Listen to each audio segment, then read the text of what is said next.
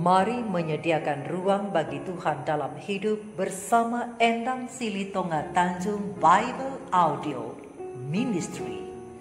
Waktunya bersaat teduh dengan Tuhan melalui bacaan Alkitab 1 pasal sehari dalam kitab Injil bahagian pertama, kitab Injil Matius pasal 5, khotbah di atas bukit dengan perikop ucapan bahagia, garam dunia dan terang dunia, serta Yesus dan hukum Taurat. Mari baca Alkitab, mari dengar Alkitab, dan mari lakukan apa yang Allah firmankan di dalam Alkitab. Maka iman dan pengharapanmu tidaklah sia-sia. Selamat bersekutu dengan Tuhan. Tuhan Yesus Allah Putra, Alfa dan Omega memberkati, dan Allah Roh Kudus akan menuntun untuk memahami. Mari memulainya dengan doa dalam hati.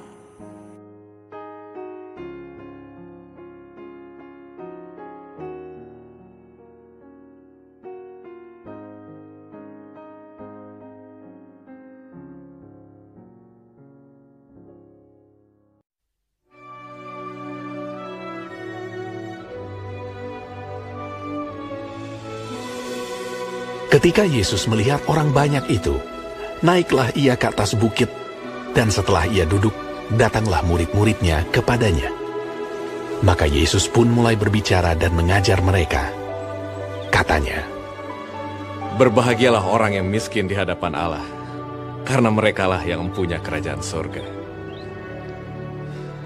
Berbahagialah orang yang berduka cita, karena mereka akan dihibur.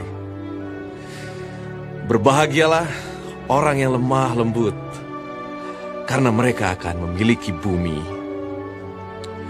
Dan berbahagialah orang yang lapar dan haus akan kebenaran, karena mereka akan dipuaskan. Berbahagialah orang yang murah hatinya, karena mereka akan beroleh kemurahan. Berbahagialah orang yang suci hatinya, karena mereka akan melihat Allah. Berbahagialah orang yang membawa damai, karena mereka akan disebut anak-anak Allah.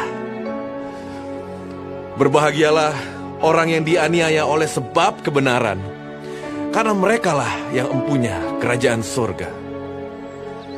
Berbahagialah kamu, jika karena aku kamu dicela dan dianiaya, dan kepadamu difitnahkan segala yang jahat. Bersukacita dan bergembiralah, karena upahmu besar di sorga, sebab demikian juga telah dianiaya nabi-nabi yang sebelum kamu. Kamu adalah garam dunia. Jika garam itu menjadi tawar, dengan apakah ia diasinkan? Tidak ada lagi gunanya, selain dibuang dan diinjak orang. Kamu adalah terang dunia. Kota yang terletak di atas gunung tidak mungkin tersembunyi. Lagi pula orang tidak menyalakan pelita lalu meletakkannya di bawah gantang, melainkan di atas kaki dian, sehingga menerangi semua orang di dalam rumah itu.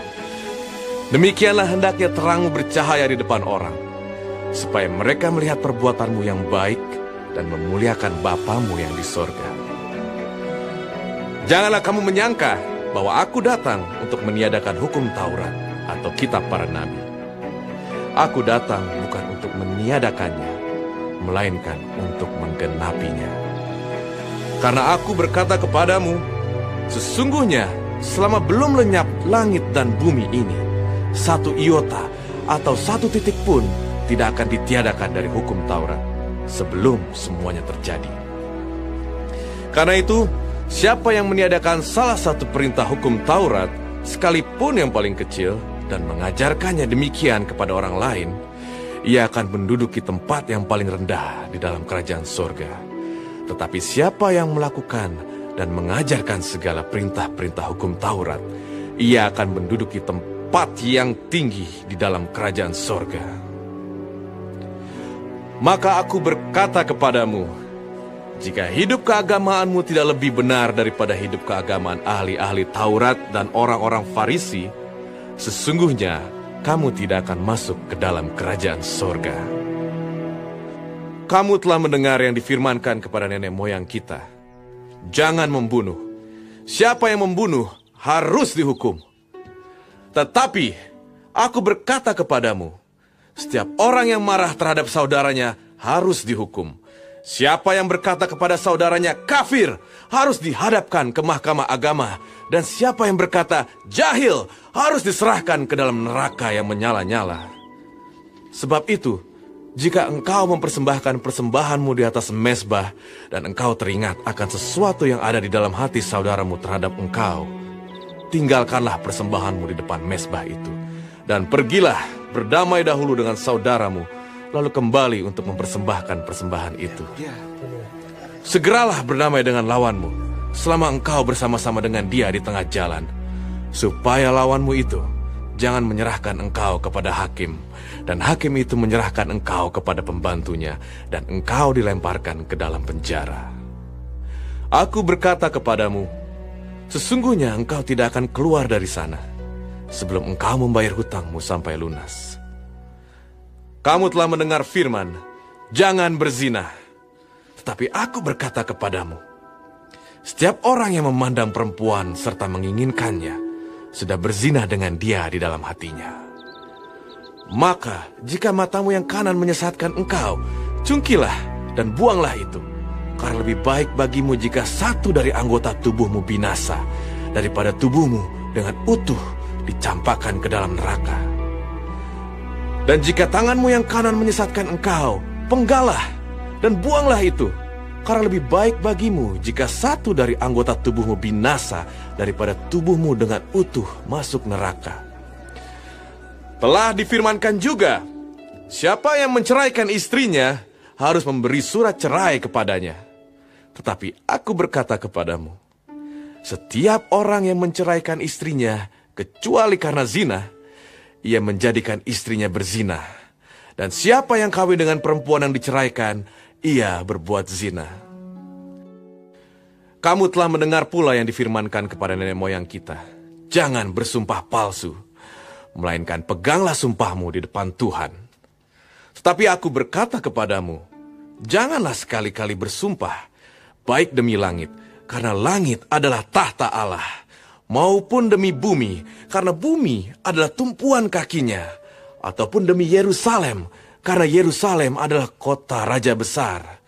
Janganlah juga engkau bersumpah demi kepalamu, karena engkau tidak berkuasa memutihkan atau menghitamkan sehelai rambut pun. Jika ya, hendaklah kamu katakan ya. Jika tidak, hendaklah kamu katakan tidak. Apa yang lebih daripada itu berasal dari si jahat. Kamu telah mendengar firman, mata ganti mata dan gigi ganti gigi.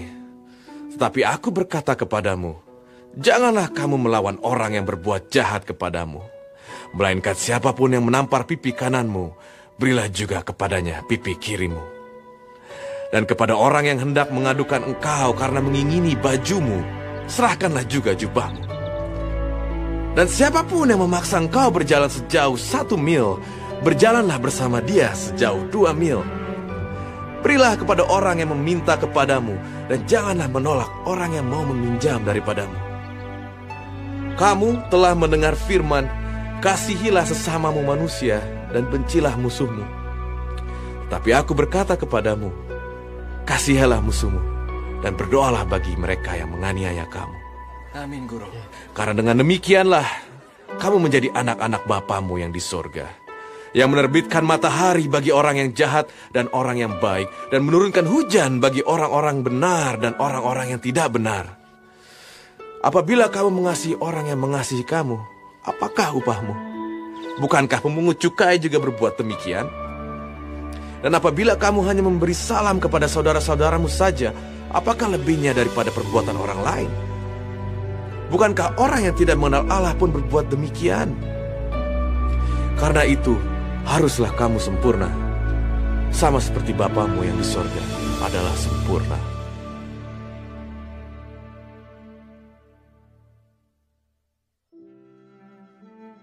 Kita telah menyelesaikan bacaan Alkitab satu pasal sehari dalam kitab Injil Matius pasal yang kelima.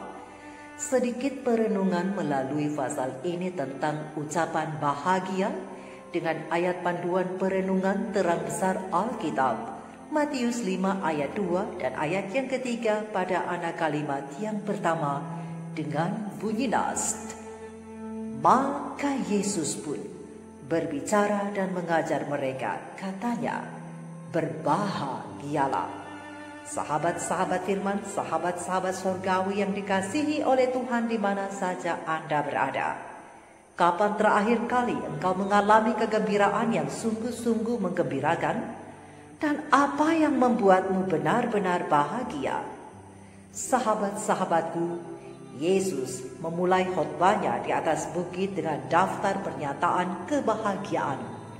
Untuk itu, cobalah kita membaca lagi ayat-ayat ini dengan mengganti kata berbahagialah dengan kata diberkatilah.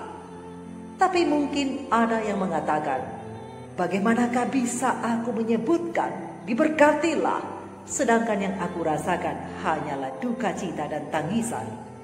Bagaimana aku bisa berkata diberkatilah yang miskin, diberkatilah yang berduka cita, diberkatilah yang lemah lembut, padahal aku lebih banyak menderita dan tersakiti? Apa yang bisa kukatakan dengan diberkatilah? Apa yang dapat kusebutkan dengan berbahagialah? Sepertinya tidak masuk akal. Ya, memang tidak masuk akal. Tapi dalam pernyataan kerajaannya, Yesus menyajikan konsep yang nampaknya bertentangan dengan sifat manusia. Dan itulah alasannya mengapa khotbah ini begitu kuat dan sangat mengubahkan hidup. Khotbah ini dapat menyentuh setiap sudut yang terdalam dari hidup kita. Oleh karena itu, marilah kita melihat satu ucapan bahagia yang penuh berkat itu, yang berbunyi, berbahagialah orang yang lemah lembut, karena mereka akan memiliki bumi. Matius 5 ayat 5. Apa arti dari ayat ini?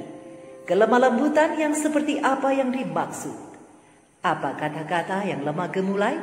Atau seperti apa? Pena ilham ilahi roh nubuat khotbah di atas bukit halaman 23, alinea pertama sampai halaman 24 alinea pertama menjelaskan. Dari seluruh kata-kata yang menyatakan berbahagialah, terdapatlah satu barisan pengalaman Kristen yang memajukan. Mereka yang telah merasakan keperluan mereka akan Kristus. Mereka yang telah berduka cita karena dosa dan telah duduk dengan Kristus dalam sekolah penderitaan akan mempelajari kelemah lembutan dari guru ilahi itu. Sahabat-sahabatku, kesabaran dan kelemah lembutan yang pernah dinodai oleh kesalahan bukanlah karakteristik yang dihargai oleh orang kafir atau oleh orang Yahudi. Sehingga pernyataan yang dibuat oleh Musa di bawah ilham Roh Kudus bahwa dia adalah orang yang paling lembut di bumi tidak akan dianggap oleh orang-orang pada masanya sebagai yang boleh menerima pujian, tapi cenderung malah dipandang hina dan perlu dikasihani. Tetapi kepada kita diingatkan bahwa Yesus menempatkan kelemah lembutan di antara persyaratan utama untuk masuk dalam kerajaannya. Sebab dalam kehidupan dan tabiatnya sendiri, keindahan ilahi dari kasih karunia yang berharga ini dinyatakan. Yesus, kecemerlangan dari kemuliaan Bapa, tidak menganggap kesetaraan dengan Allah itu sebagai milik yang harus dipertahankan, melainkan telah mengosongkan dirinya sendiri dan mengambil rupa seorang hamba. Filipi 2 ayat 6 dan 7. Melalui segala pengalaman hidup yang hina, dia setuju untuk melewatinya berjalan di antara anak-anak manusia. Bukan sebagai seorang raja yang menuntut penghormatan, tetapi sebagai seorang yang misinya adalah melayani orang-orang lain. Dalam sikapnya yang tidak ada noda kekerasan hati dan sikap dingin, penebus dunia itu mempunyai sifat yang lebih agung daripada malaikat. Namun, disatukan dengan keagungan ilahinya adalah kelemah lembutan dan kerendahan hati yang menarik semua orang kepada dirinya. Khotbah di bukit yang menempati pasal ke-5, pasal ke-6, dan pasal yang ke-7 dalam Injil Matius bisa disebut manifestasi kerajaan Yesus dan maksud dari pemerintahannya. Dengan kata lain, Yesus berkata, inilah kerajaan sorga yang telah datang ke dunia ini. Saat ini, khotbah di bukit dianggap sebagai pernyataan agama Kristen yang paling indah, tetapi sangat sulit untuk dipraktikkan. Oleh karena itu, bacalah Matius pasal 5 berulang kali, dan pikirkan serta renungkan bagaimana engkau dan saya dapat menjalankan khotbah ini dalam hidup kita hari ini. Jadi sahabat-sahabat firman, kelemah lembutan yang dimaksud bukan hanya sekedar kata-kata yang lemah gemulai, tapi lebih kepada sikap hidup yang tidak egois atau selfish. Orang yang lemah lembut akan lebih mendahulukan kepentingan orang banyak daripada kepentingan pribadi. Orang yang lemah lembut itu tidak menyimpan kesalahan orang lain, namun ia pemaaf. Orang yang lemah lembut itu mau ditegur bila ia berbuat kesalahan dan rela untuk diperbaiki.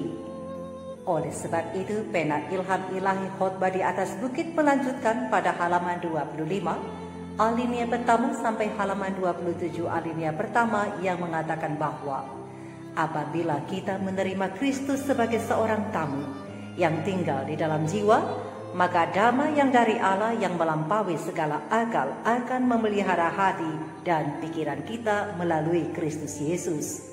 Contohlah kehidupan juru selamat di atas dunia yang walaupun hidup di tengah-tengah pertentangan, tapi ia punya satu kehidupan yang damai. Dan sementara musuh-musuh yang marah mengejarnya, Yesus akan mengatakan, ia atau Bapa telah mengutus aku. Ia menyertai aku.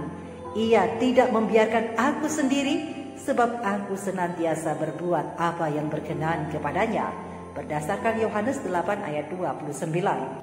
Tidak ada topan manusia atau amarah setan yang dapat mengganggu ketenangan hubungan yang sempurna dengan Allah. Untuk itulah Yesus katakan kepada kita, damai sejahtera ku tinggalkan bagimu. Damai sejahtera ku berikan kepadamu. Pikulah kuk yang kupasang dan belajarlah padaku, karena aku lemah lembut dan rendah hati, dan jiwamu akan mendapat ketenangan. Berdasarkan Yohanes 14 ayat 27 dan Matius 11 ayat 29.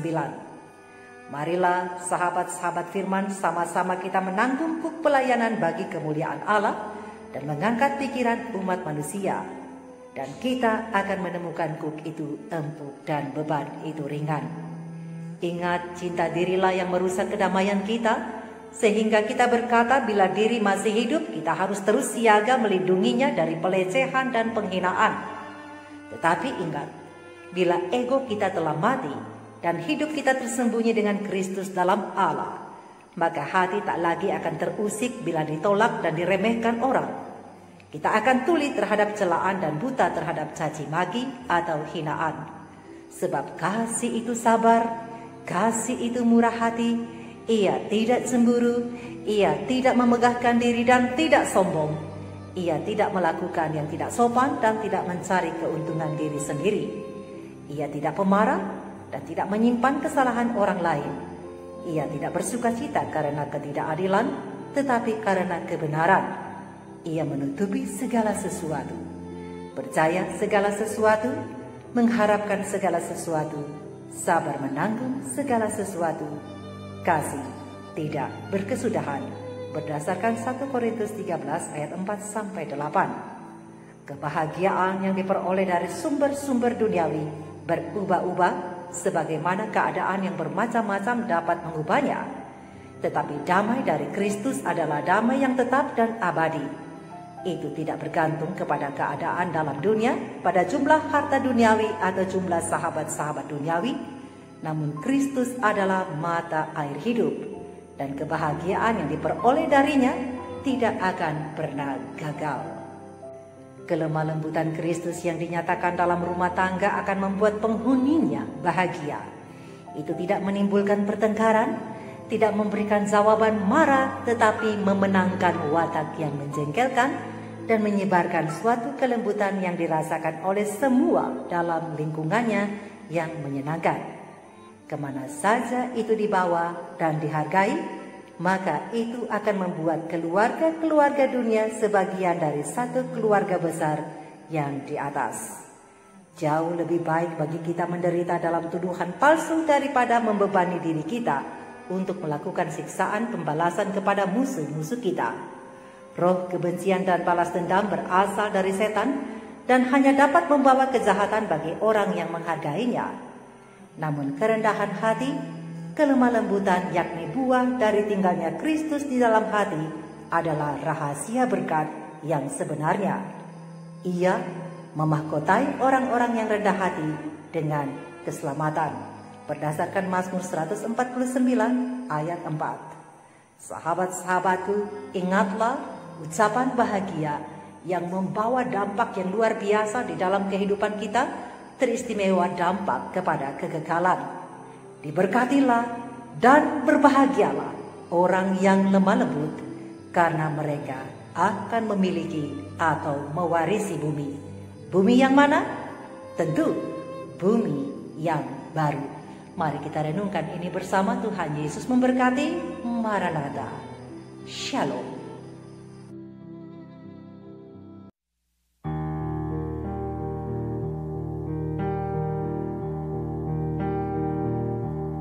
Andaikan aku lakukan yang luhur mulia, jika tanpa kasih cinta hamba tak berguna.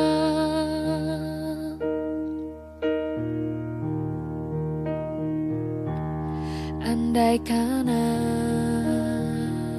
aku pahami bahasa semua, hanyalah bahasa cinta, kunci tiap hati. Ajarilah kami bahasa cinta-Mu, agar kami dekat padamu ya Tuhanku. Ajarilah kami bahasa cinta-Mu, agar kami dekat padamu.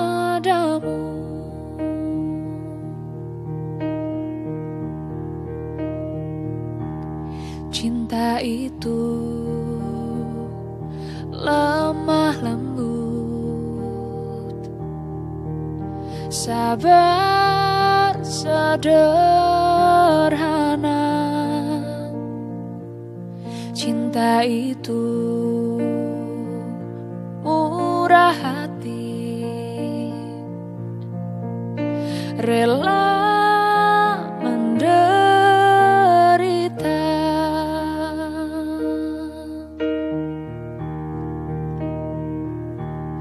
andaikan aku dermakan segala milikku, tapi hanyalah cintaku sanggup membahagiakan.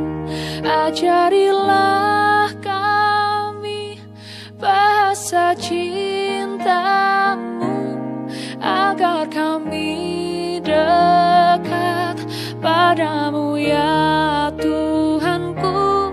Ajarilah kami bahasa cinta-Mu, agar kami dekat padamu.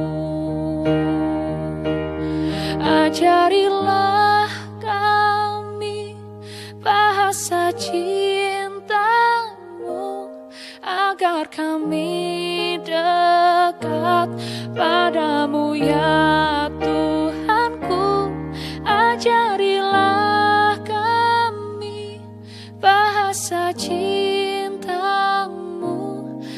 agar kami dekat padamu, agar kami dekat padamu, agar kami dekat padamu.